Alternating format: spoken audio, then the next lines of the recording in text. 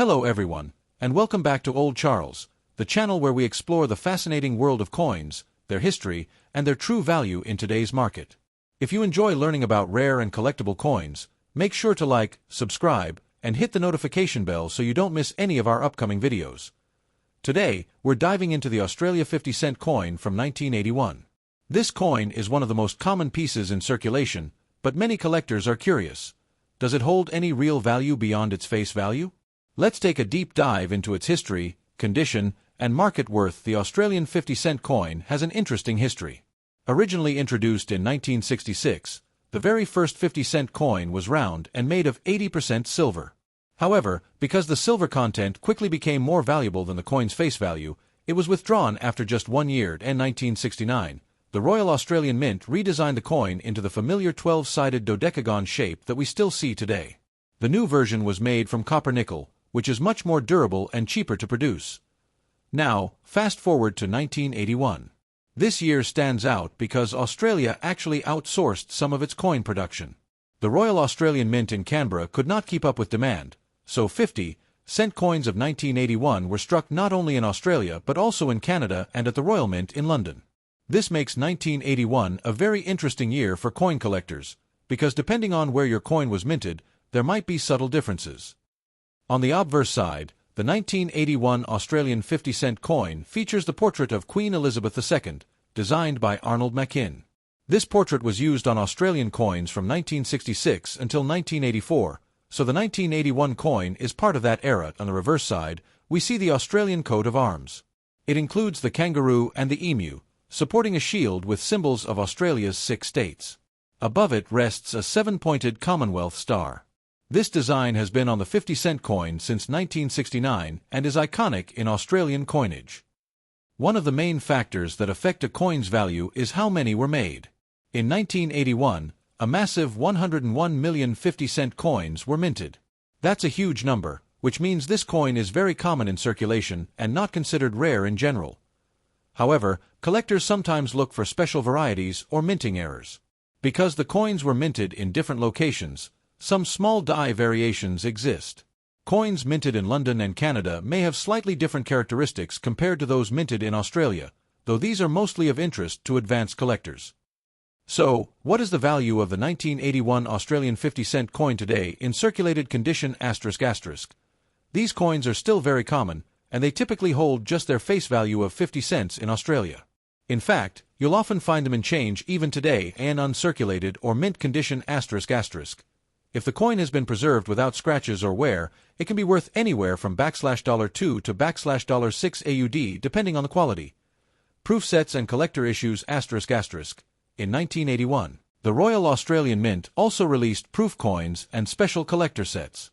These can fetch higher prices, often ranging from $10 to $25 AUD, or more if in pristine condition with original packaging. As with all coins, the real value depends heavily on the coin's condition, rarity, and demand among collectors. Condition is everything in coin collecting.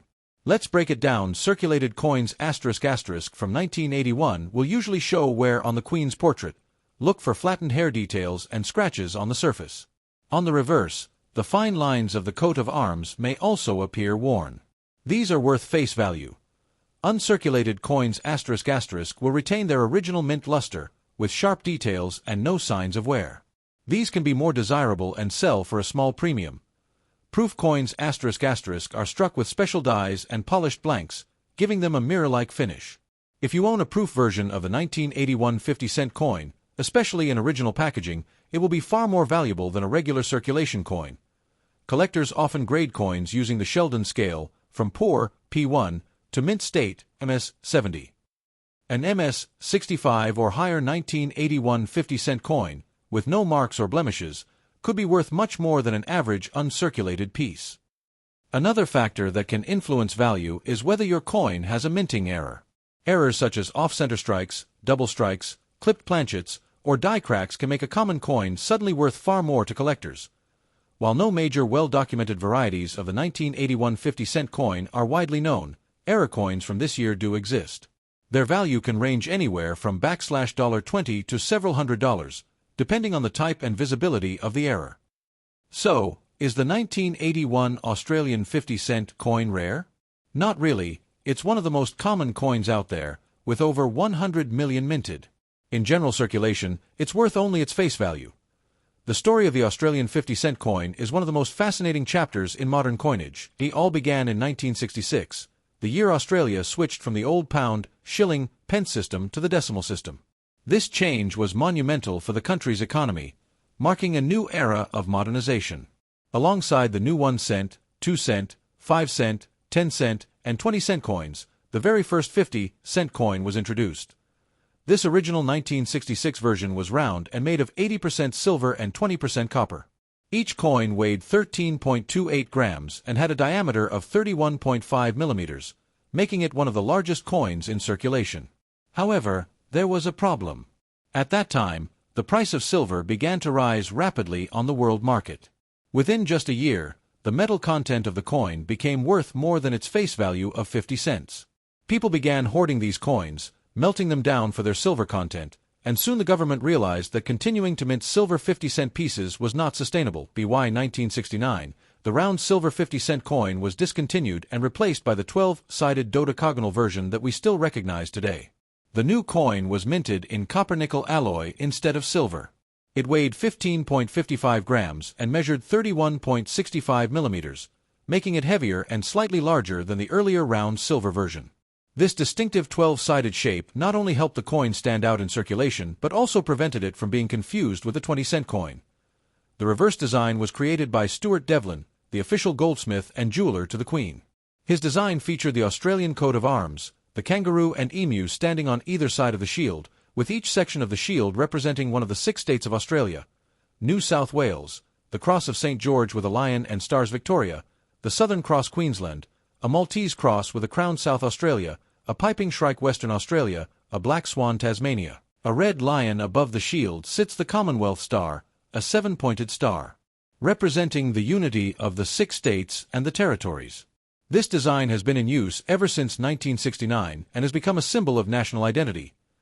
Now, let's focus on the year 1981, the star of today's video. 1981 was a unique year in Australian numismatic history.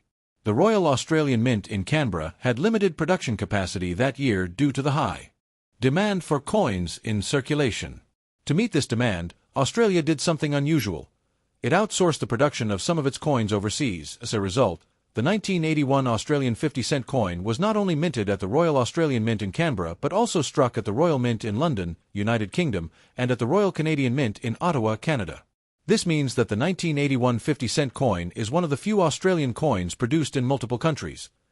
This international production makes the 1981 issue fascinating for collectors, because while the design remained the same, there are tiny differences in striking quality, edge details, and even the metal finish depending on where the coin was made.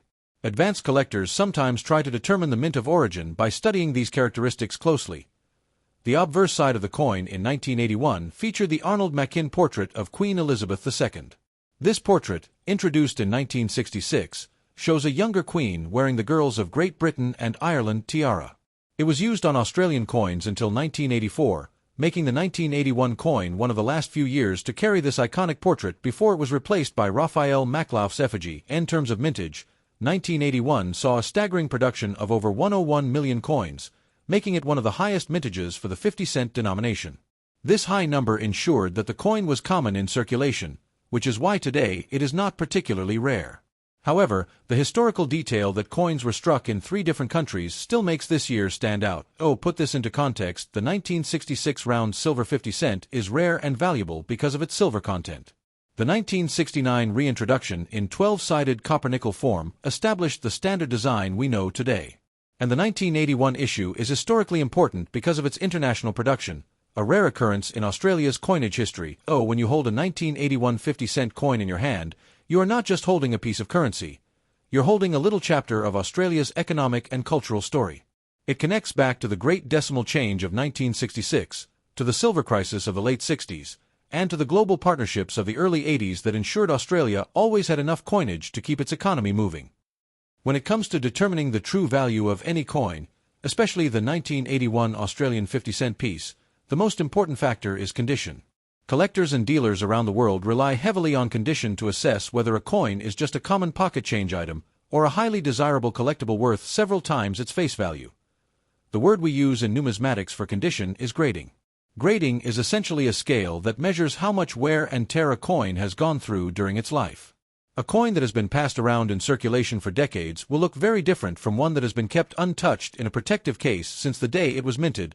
70** is perfection, a flawless coin with no marks under magnification. These are extremely rare. An MS-65 1981 50-cent coin could sell for $10 AUD or more, depending on collector demand, while an MS-67 or higher example could bring much stronger premiums if professionally graded. Finally, we come to the proof coins. These are not circulation coins, but special collector pieces made using polished dies and specially prepared blanks. They feature a mirror-like background and frosted design details, making them some of the most beautiful coins ever minted. The 1981 proof 50-cent coin was included in proof sets sold directly to collectors by the Royal Australian Mint. If still in its original packaging, a proof coin can easily be worth $15, $25 AUD or more, depending on condition and demand. Now, here's a bonus tip. How you store your coin matters just as much as its condition today. Always keep coins in a dry, cool environment to prevent tarnishing. Avoid cleaning coins, as cleaning can scratch the surface and lower their value. Use proper coin holders or capsules to preserve the luster. Collectors prefer coins with original, untouched surfaces, even if they have minor toning, over coins that have been harshly polished. Worn, circulated 1981 50-cent coins are usually only worth face value. Lightly circulated examples might bring a small premium. Uncirculated coins can be worth several dollars. Proof coins and high-grade mint state examples are the most desirable, especially if certified by a professional grading service. So, the condition of your coin is the key factor that determines whether it's just another pocket change piece or a collectible worth holding on to.